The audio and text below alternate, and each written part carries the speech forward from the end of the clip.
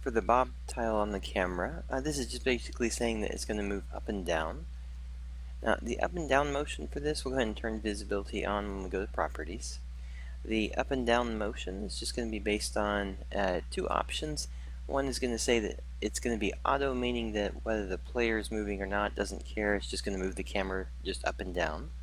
The other is that if you uncheck it, it's going to basically say that the player who triggers it is going to be controlling it, and so that only when the player moves will it actually move, otherwise it stays still.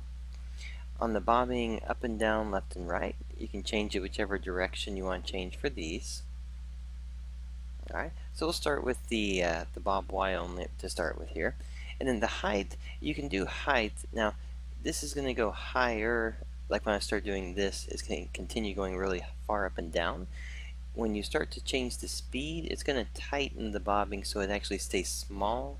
The higher the speed, the quicker it gets. Alright, so we'll slow this down a little bit here. Alright, so we'll just take just regular height. We'll do it like that so you can see it happening.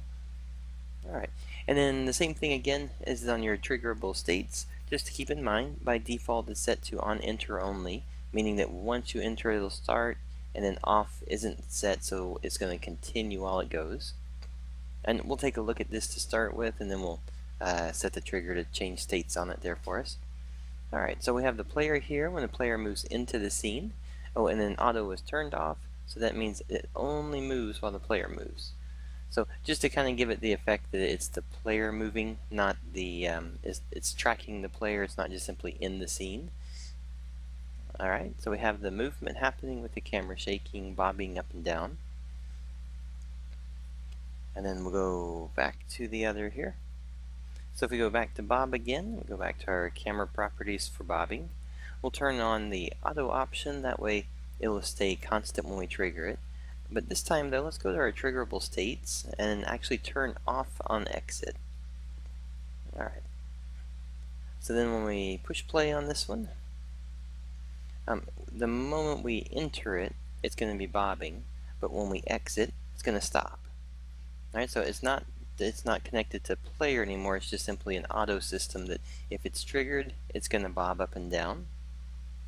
And then when the player leaves, it stops where it's at. Alright, so there we go. That's going to be basics for setting up a bob on it and having it go up and down. And just as a simple note here, I'm going to, we'll drop in a follow right in front. The visibility is turned off so you won't see it here.